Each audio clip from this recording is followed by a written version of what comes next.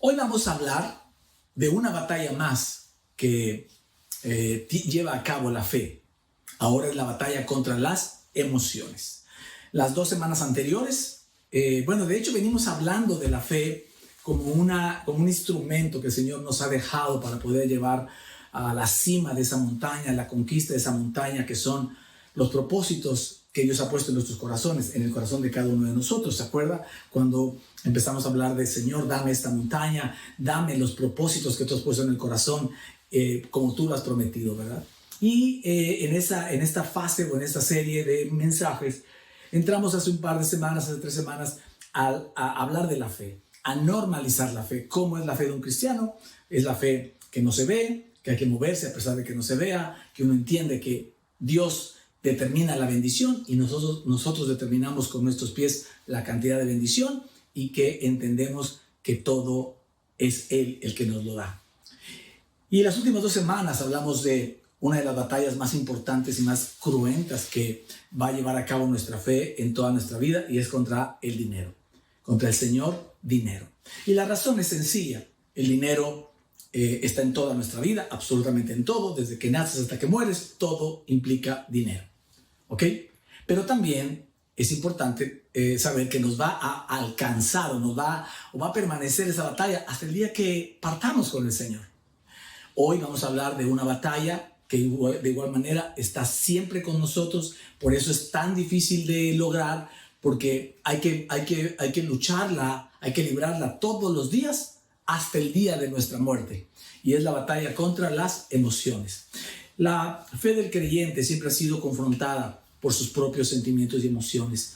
Y en muchas ocasiones, tal vez a veces en la mayoría de las ocasiones, las emociones y los sentimientos del creyente no le permiten caminar por fe. Y entonces el creyente siente que le ha fallado su fe. Hoy Dios nos va a enseñar cómo manejar nuestras emociones y nuestros sentimientos cuando de vivir por fe se trata, ¿vale? Oiga, ¿usted ha jugado o le han jugado, porque es un juego que alguien le hace, le han jugado ese juego de ¿dónde está la bolita? ¿Se acuerda? Originalmente eran unas tapitas como de la mitad de una nuez, limpiada y todo, ¿verdad? Con una pequeña bolita. Y un hombre, generalmente era un varón, un hombre con una mesita alta, jugaba con ellas y metía la bolita en las tapitas. Hoy se usan vasos y pelotas, pero el juego original que yo recuerdo haber visto desde, no sé, inclusive de los años 50, 40 tal vez, muy famoso, era dónde quedó la bolita, porque llegaba la gente y apostaba tratando de adivinar dónde estaba la bolita. Voy a pedirle a Sergio que nos ponga la imagen, por favor, solo para asegurarme de que todos estamos hablando exactamente de lo mismo, ¿ok? Y entonces en ese juego, el que está jugando, el que está haciéndote el juego, te hace creer o le hace creer a la gente algo que es muy fácil y muy obvio saber dónde está la bolita. Pareciera que la mueve de aquí para acá, de aquí para allá, la regresa para acá, y es lógico, es obvio, es fácil saber que está en esta tapita. Y entonces él dice: hagan sus apuestas. ¿Cuánto apuestan a que no adivinan? Y tú dices: no, pues yo ya lo vi que está ahí. Apuesta a la gente, y cuando destapa la tapita, no está la bolita. ¿Por qué? Porque él, con una habilidad extraordinaria, logró esconder en su dedo meñique la bolita, y donde te la puso ya no está, ya está en su mano. No, o sea que cualquiera de las 3 que anotes, que digas, vas a perder. Y cuando él levanta y quiere levantar donde sí está, nomás deja caer la bolita y ahí quedó, ¿sale? Entonces, ese juego me recordaba lo que el diablo quiere hacer con nosotros. Así como en el juego nos quieren esconder la bolita para que no adivinemos dónde está, el diablo también quiere esconder de nosotros la fe y quiere que la sustituyamos con nuestras propias emociones y sentimientos. De ahí que la palabra dice en Juan 10:10 que el diablo, ¿verdad?, que es el ladrón que no viene sino a robar, matar y destruir. El diablo quiere robarse nuestra fe, y para eso lo que hace es tentarnos de que sustituyamos. Acuérdate que él no puede hacer más nada más solamente tentarte, darte ideas en tu mente y en tu corazón. Tentarnos a a sustituir la fe por nuestras emociones y nuestros sentimientos. Esa es la dura batalla que tiene la fe contra las emociones. La fe en Dios, la confianza en Dios quiere ir hacia un lado y las emociones y sentimientos quieren ir en lado totalmente contrario y opuesto. Y es ahí donde se enfrentan la fe contra las emociones y se genera esa gran batalla. Y digo que es una de las batallas más importantes junto con la del dinero. ¿Por qué? Porque está contigo siempre, al igual que el dinero, está contigo todos los días de tu vida y no te va a soltar hasta el día en que vayas a la presencia del Señor. Amén. De aquí que el mensaje de hoy le pusimos por título: la fe no es un sentimiento. La batalla de la fe contra las emociones. Esta primera sección lleva por título: si no es un sentimiento, ¿qué es la fe? Siempre he visto esto. El creyente es confrontado por sus emociones y sus sentimientos, y en muchas ocasiones, como dije al inicio, pierde la fe, o sea, gana las emociones, hace y toma las decisiones en función de lo que siente y de lo que piensa.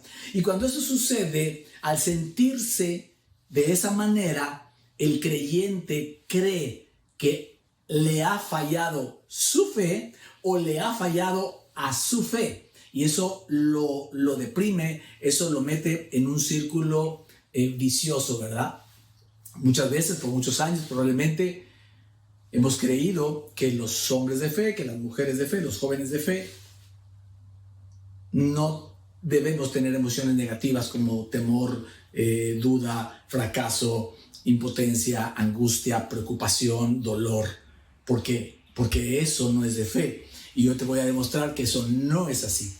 Vamos a poner dos ejemplos. Vamos a hablar de David cuando llegó a Siclag, ¿vale? Primer libro de Samuel, capítulo 30, versos 3, 4 y 6. Dice así: cuando David y sus hombres llegaron, encontraron que la ciudad había sido quemada y que sus esposas, hijos e hijas habían sido llevados cautivos. David y los que estaban con él se pusieron a llorar y a gritar hasta quedarse sin fuerzas. David se alarmó, pues la tropa hablaba de apedrearlo.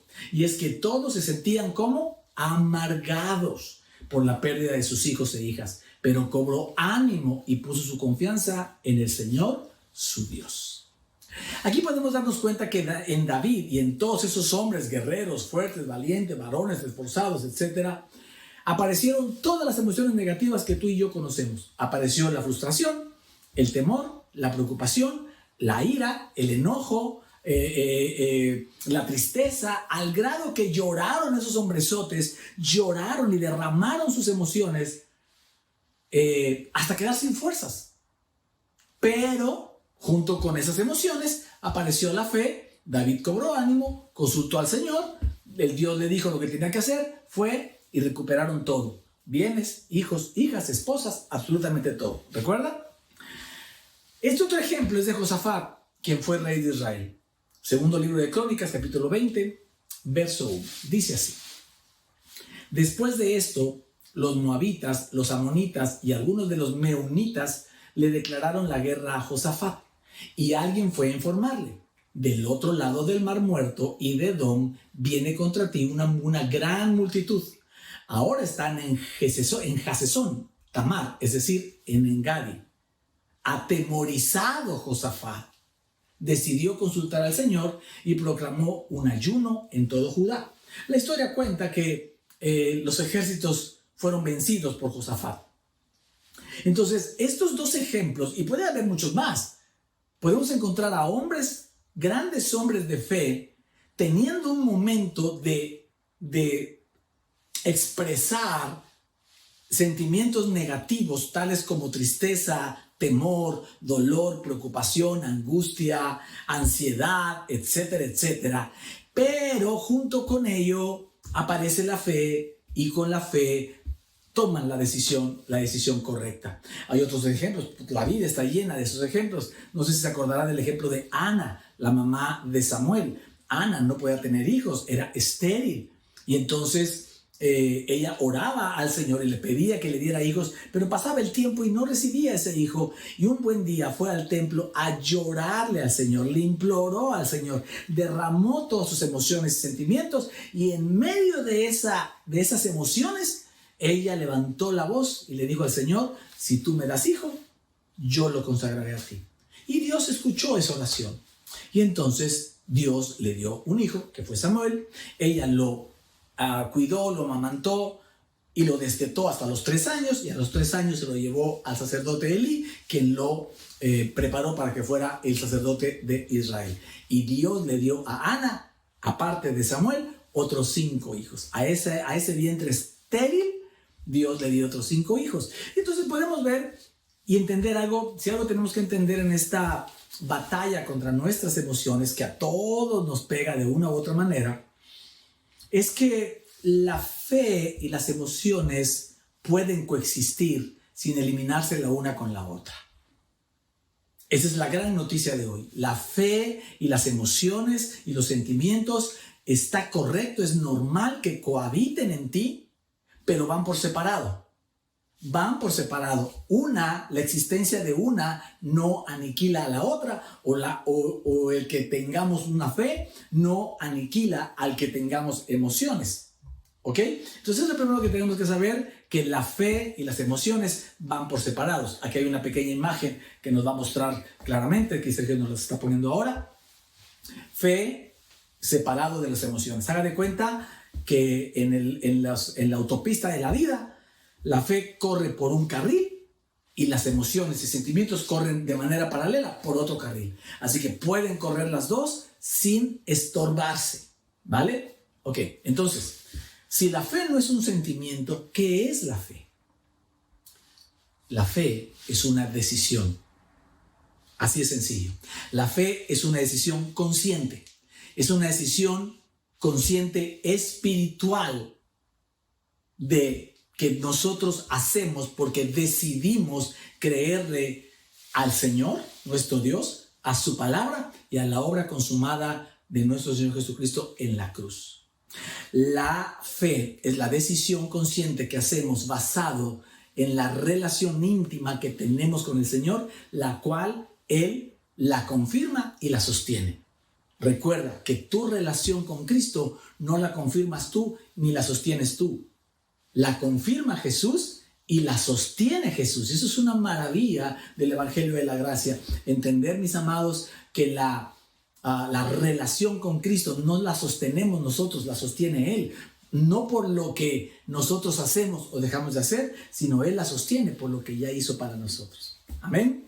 Así que podemos concluir esta primera sección del mensaje diciendo que la fe no es un sentimiento, no lo es. La fe es una decisión consciente, espiritual, que se hace basado en nuestra relación íntima con Jesús, porque Él es el que la confirma, esa relación, y la sostiene por su amor mostrado en la obra de la cruz del Calvario. Amén. Muy bien, ahora vamos a la segunda sección. Esta sección se llama La fe es mayor que nuestras emociones. Si bien la primera gran noticia de este mensaje es que las emociones, la fe y las emociones van por separado, la segunda gran noticia es que la fe es mayor que las emociones. Nuestra fe está por encima de nuestras emociones, y para eso le voy a pedir a Sergio que también nos ponga la imagen para entenderlo. La primera noticia era que fe y emociones van por separado, por carriles diferentes, paralelos, pero la segunda gran noticia, la realidad es que la fe es mayor que nuestras emociones. ¿Esto qué significa? Esto significa que la fe, las creencias que tú tengas en Dios, en su palabra y en lo que significa la obra consumada de amor en la cruz, tienen el poder para manipular, para modificar a nuestras emociones.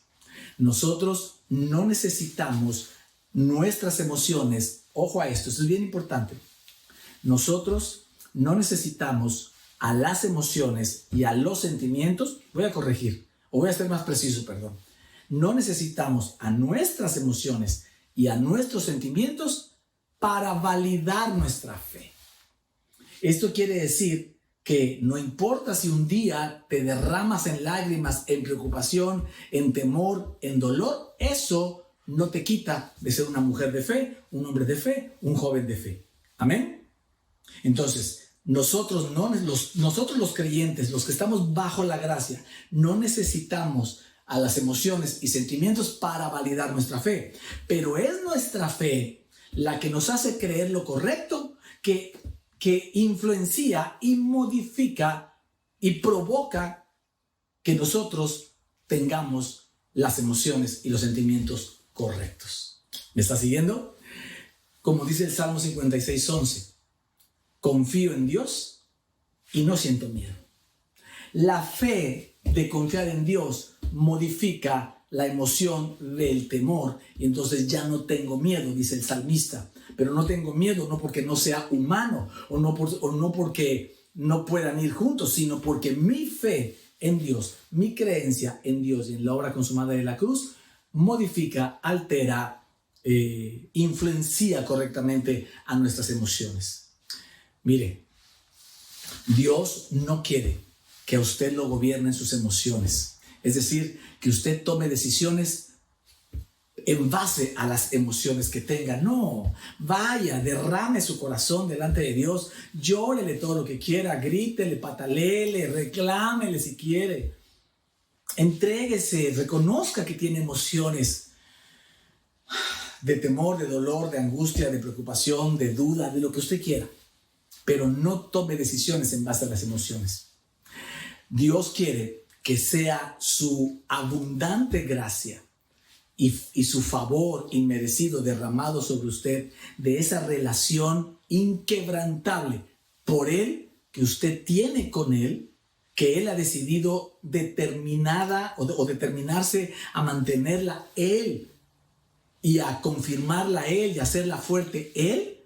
Es en base a eso que usted pueda gobernar, ¿verdad? O tener sus pensamientos y sus creencias correctas, para que eso venga y modifique todas las emociones y sentimientos y usted pueda reinar y gobernar en todas las áreas de su vida. Amén.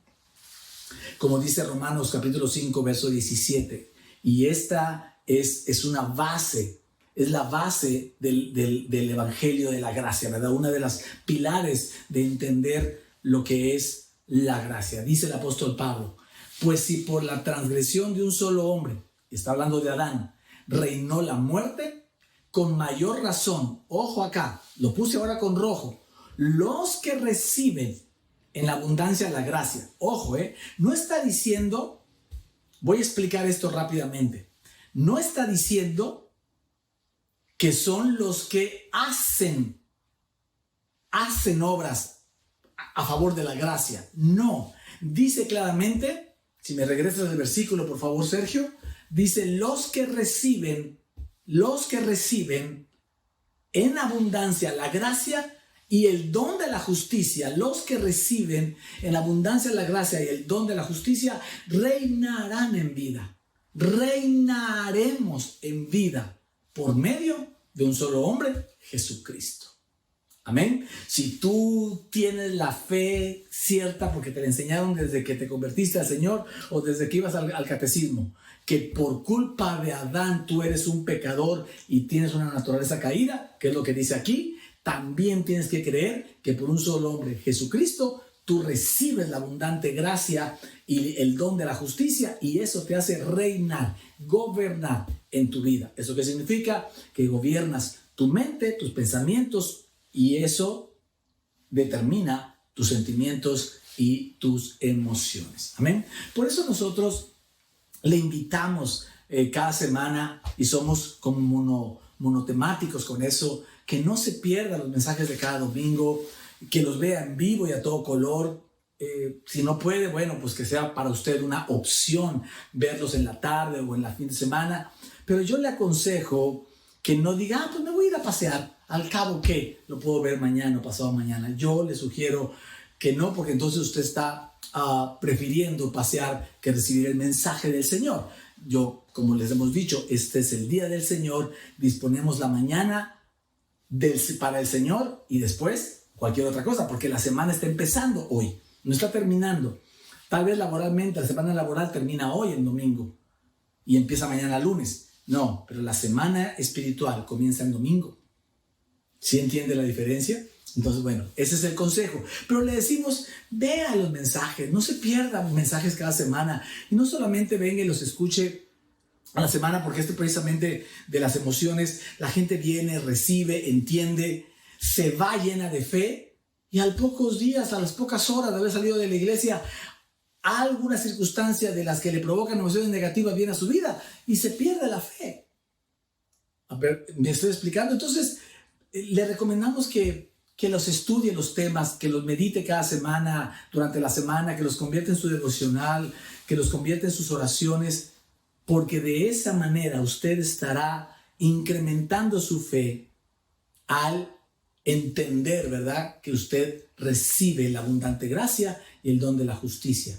Porque eso es lo que dice Romanos 10:17. Dice el apóstol Pablo.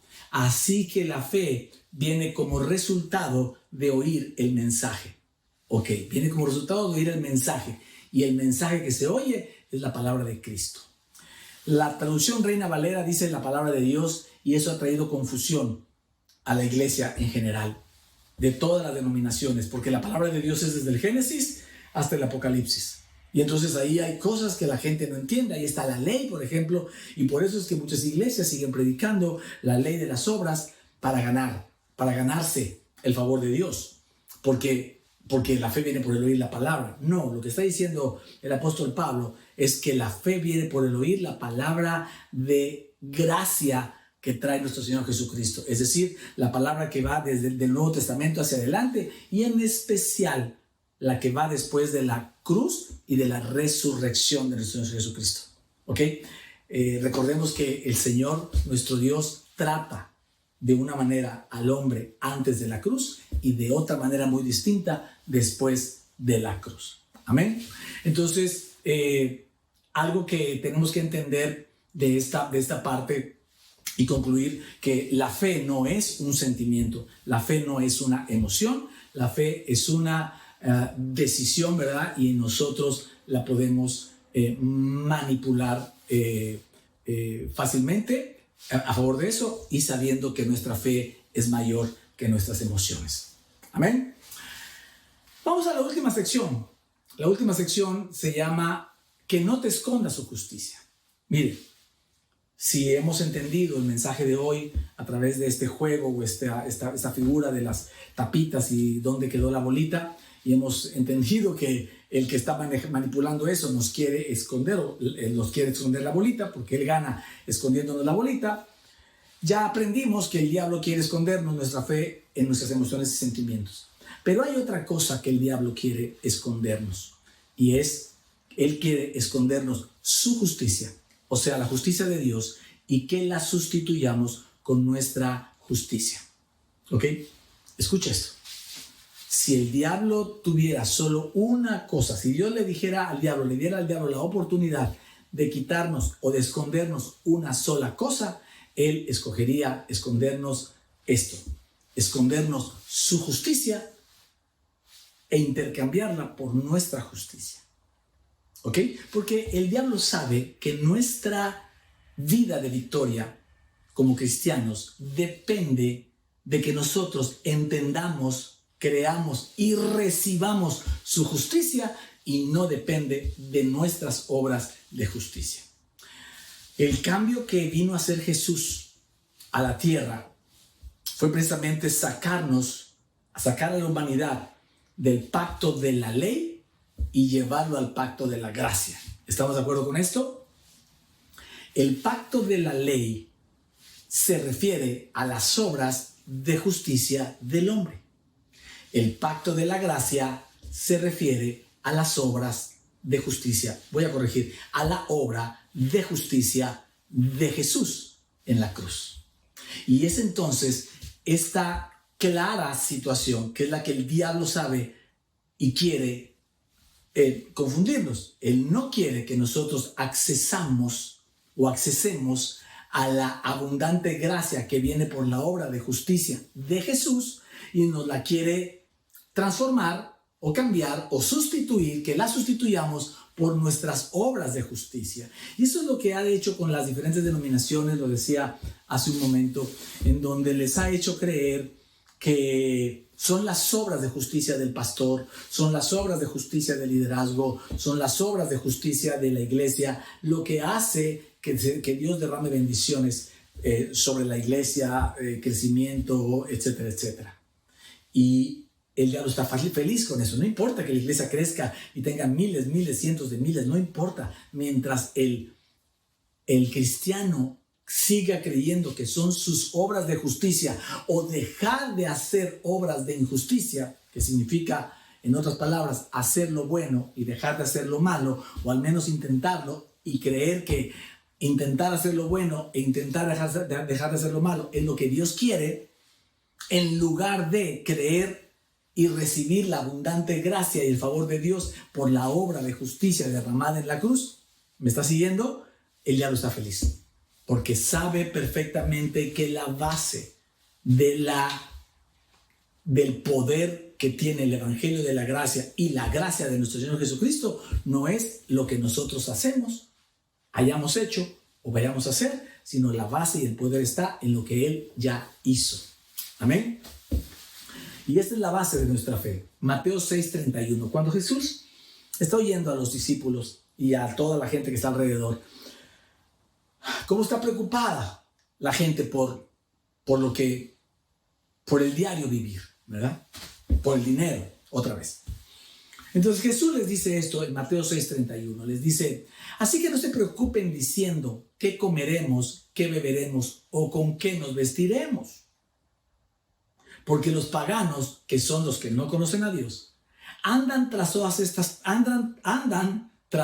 estas cosas. Y el Padre Celestial sabe que ustedes las necesitan. Aquí Jesús está poniendo en muy pocas palabras las dos batallas más importantes que el hombre va a llevar a cabo toda su vida. Primero, la batalla contra el dinero, que hablamos ya las dos anteriores semanas. ¿Por qué? Porque comer, beber y vestirse implican dinero.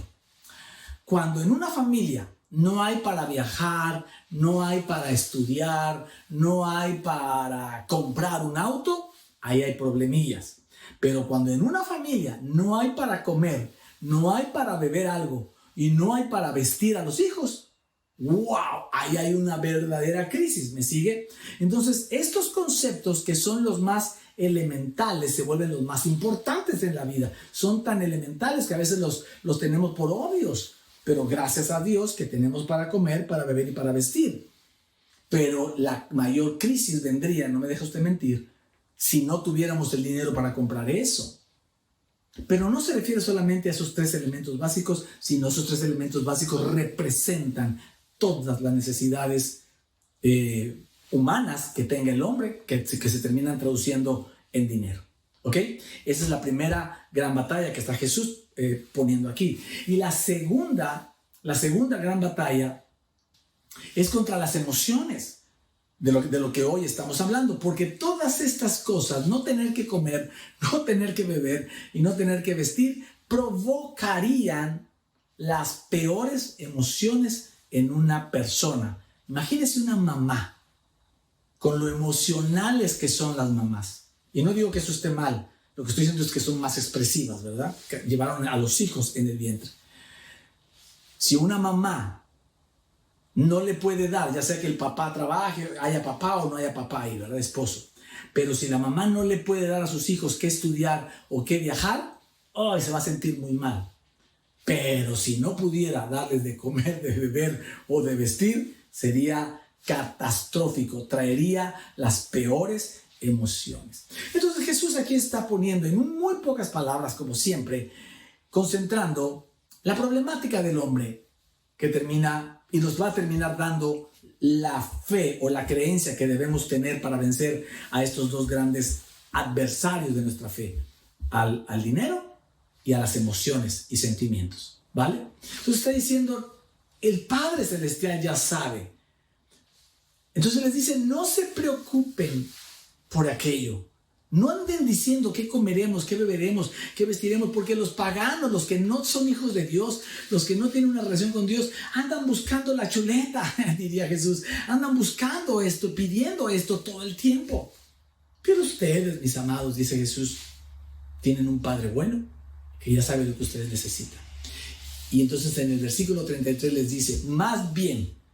Y cuando dice más bien, lo que está diciendo es, en lugar de preocuparse, en lugar de enojarse, en lugar de angustiarse, en lugar de estar buscando y enfocados todo el tiempo en qué comer, qué beber, qué vestir, qué comprar, qué viajar, qué etcétera, etcétera. En lugar de eso, dice, más bien, busquen primeramente el reino de Dios y su justicia, o sea, la justicia de Dios y no la nuestra. Y todas estas cosas les serán añadidas. Le puse con rojo que lo que Jesús está diciendo, que busquemos, es el reino de Dios y la justicia de Dios, no la justicia nuestra. Pero por muchos años la iglesia ha creído que buscar la justicia de Dios es nosotros buscar qué está pidiendo Dios que nosotros hagamos como obras de justicia. Y entonces eso se ha vuelto un problema porque la iglesia está viviendo, haciendo obras suyas de su propia justicia en lugar de buscar la justicia de Dios. Entonces está en rojo para que vayamos entendiendo algo que es esencial y básico en el Evangelio de la Gracia. Lo que Jesús está recomendando es busquen el reino y busquen la justicia de Dios. Ahora, ¿qué significa la palabra busquen? Le voy a dar un sinónimo de la palabra busquen. La iglesia cree que buscar el reino, la palabra buscar es como vayan y hagan cosas que les para encontrar el reino y hagan cosas de la justicia de Dios. Y el sinónimo no es hagan. El sinónimo más claro de la palabra de Jesús cuando dice busquen es crean. Jesús está diciendo algo espiritual.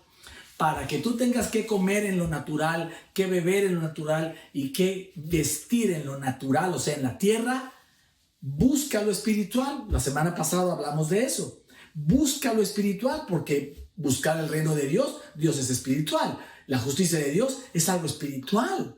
Entonces, no puedes, bajo la gracia, querer ganar el reino y la justicia haciendo obras, porque eso sería tanto como Jesús regresarte a la ley de las obras, a la ley del hacer lo correcto y no hacer lo incorrecto.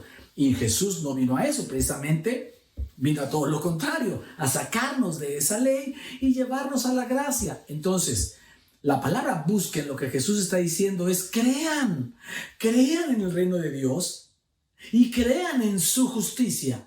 ¿Y qué significa eso? Que si tú crees en su justicia, entonces crees que Jesús, que Dios, por su amor en ti o para ti, envió a su Hijo Jesucristo a morir en la cruz para que el justo intercambiara papeles contigo y Él se hiciera pecador como tú y tú te hicieras justo como Él y así quedara establecido para la eternidad. Al morir Jesús en la cruz y resucitar, entonces logró que el pecador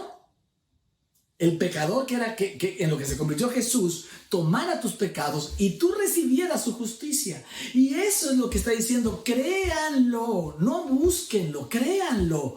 Si tú crees que tú hoy eres justo, no por lo que has hecho, por la transformación, porque antes eras un pecador y hoy ya te convertiste al Señor. No, nada de eso te hace justo. O por lo que hoy haces para los pobres, o para tus padres, o para la iglesia, porque predicas y predicas muy bonito. Tampoco. No hay obra que te haga justo. Lo único que te convierte en justo es creer en la justicia de Dios. Y Él murió en la cruz por mí. Y eso, Él me trasladó su justicia y tomó sin que yo supiera mis pecados y Él se convirtió en pecador. Y esa creencia te hace recibir toda la prosperidad y la bendición, y entonces la vida entera de tus necesidades te vendrá por añadidura. Amén. Jesús está diciendo, deja de preocuparte, deja de enfocar en lo natural y de creer que son obras naturales lo que te va a sacar adelante, y va a hacer que toda la añadidura, todo lo bueno de Dios te llegue como añadidura. ¿Como una añadidura de qué? Como algo añadido a tu fe, como algo añadido a tu buena y correcta creencia de creer en su reino, de que existe su reino de la gracia, y que también existe su justicia, y que esa justicia se derramó para mí, y ahora Él. Por eso dice, el versículo anterior leímos que decía, los que reciben en abundancia la gracia, los que creen mucho en que son justos y reciben toda la abundancia de la cruz, a eso, dice el Señor, estoy listo para darles por añadidura todo lo que necesitan, y aún más de lo que me han pedido, y entienden, porque yo tengo propósitos enormes y grandes con Él. ¿Puedo oír un buen amén a eso? Eso es lo que está diciendo Jesús. Por eso esta es una de las verdades más poderosas que podemos entender nosotros acerca del Evangelio de la Gracia. Segunda de Corintios capítulo 5, verso 21, dice, al que no conoció pecado, que es Cristo, por nosotros lo hizo pecado, o sea, a Cristo, para que nosotros fuésemos hechos justicia. Lo puse en rojo para que no se lo olvide. Fuésemos hechos justicia de Dios en Él, o sea, en Cristo. Nosotros ya fuimos hechos justicia de Dios en Cristo Jesús. La muerte y resurrección de Jesús nos convirtió a nosotros, los que creemos, los que buscamos su reino por nuestra fe, fuimos hechos justicia de Dios en el sacrificio de Cristo. Y eso nos hace justos, y al sabernos justos es todo lo que usted tiene que saber para creer también que entonces Dios cumplirá su palabra. Por usted creer correctamente, entonces yo te daré por añadidura todo lo que tienes que comer, todo lo que tienes que vestir, todo lo que tienes que beber, y todas tus necesidades que haya en tu corazón, yo te las voy a dar como una añadidura de tu buena y correcta creencia en mi Hijo. Amén. Por último, por eso Jesús dijo en Juan 11:40, ¿no te he dicho que si crees verás la gloria de Dios? ¿Te sabes ese versículo? Yo te lo afinaría conforme al mensaje y a la parte central del Evangelio de la Gracia. Jesús le dijo, ¿no te he dicho que si crees en su justicia para ti, verás la gloria de Dios? Si tú crees que Dios y Jesús derramaron su justicia sobre de ti, si tú crees eso, entonces vas a poder ver la gloria de Dios. Todo el tiempo convierte esto en oración. Convierte esto en oración, que sea tu oración permanente para decirle, Señor, yo creo que ya he sido hecho justicia tuya en Cristo Jesús, y que por ese creer tú me darás por añadidura todo lo que yo necesito para comer, beber, vestir y todas mis demás necesidades, porque tu palabra lo dice, porque tú, mi Señor Jesús, lo dijiste. Y cuando tú comienzas a orar con esa fe, con esa confianza, entonces tú eres de los que ya buscaron a través de su fe el reino y su justicia, y déjame decirlo así, la encontraron en tu fe, y ahí es donde el Señor puede trabajar. Así que esta última sección podemos definirla o concluirla diciendo que nunca nadie te quiera intercambiar su justicia de Él por tus obras de justicia. Eso es lo que va a intentar el diablo hacer. Por un lado, sustituir tu fe por emociones, y por otro lado, sustituir su justicia por tu justicia. Pero si tú logras, con el mensaje de hoy, convertirlo en devocional y en oraciones y estar creyendo todo el tiempo en esto, nunca nada, ninguna circunstancia ni ninguna persona te podrá cambiar y te hará sustituir tu fe por emociones, porque hoy entendiste que la fe es más poderosa que las emociones y puede controlar a nuestras emociones, ¿verdad? Pero si aparecen, está bien que aparezcan, de todas maneras van por separado, pero sobre todo, que nunca te quite el entendimiento de creer en su justicia, y que su justicia ha traído la cruz para ti y ha derramado abundante gracia y favor, y eso hace que tú puedas tener todo lo que necesites por añadidura. ¿Puede un buen amén? Le podemos dar un aplauso al Señor. Le podemos decir al Señor, gracias Padre del cielo por esta palabra tuya. Yo necesitaba escuchar algo que me sacara de esa situación difícil donde mis emociones, mis sentimientos, mis malas decisiones y sobre todo el creer que son mis obras lo que me acerca al Señor o mis malas obras lo que me aleja del Señor. Así que no lo crea más, confía en el Señor, busque su reino, crea en su reino, busque su justicia, cree en su justicia y reciba en abundancia la gracia y el favor de Dios consumados en la obra de amor en la cruz y en su resurrección, la cual celebramos cada domingo, cada inicio de semana. Amén. Amén. Cierre sus ojos, por favor. Si usted no ha recibido a Cristo, haga esta oración conmigo. Señor Jesús, hoy te abro mi corazón y te pido que entres en mi vida. Te reconozco como el Hijo de Dios. Sé que moriste por mis pecados y me diste tu justicia. Que hoy resucitaste al tercer día y hoy estás vivo, sentado a la diestra del Padre, gobernando con poder y gloria. Entra, Señor Jesús, a gobernar mi vida, porque hoy en esta hora yo te hago mi único Señor y mi único Salvador. Gracias, Jesús, porque tú me vas a ayudar a que mi fe venza a mis emociones y que yo siempre esté creyendo en tu obra de justicia y no en mis obras de una intermitente justicia. Padre, gracias, Señor, en el nombre de Jesús. Y ahora todos juntos yo les invito a que cierren los ojos, levanten sus manos. Quiero orar por ustedes. Señor, Padre del cielo, gracias por esta palabra, gracias por este mensaje, gracias porque tú has traído, Señor, a cada persona a este lugar, a esta iglesia, Jalapa, Veracruz, online, para recibir tu palabra, porque tú tienes un propósito con ellos. Así que el Señor no avienta una palabra para desperdiciarla. Toda palabra trae un propósito de Dios y va a hacer aquello para lo que el Señor la envió. Así que hoy tú tienes que tener certeza de que Dios preparó esta palabra para que tú la escucharas, ya sea que lo hayas hecho en vivo o lo estés haciendo en algún otro momento de la semana o del tiempo. Esta palabra es para ti y esta palabra va a partir aguas. Es un parteaguas en tu vida. Vas a dejar de creer en tus obras, en obras de justicia, y vas a comenzar a creer en la obra de justicia de Dios.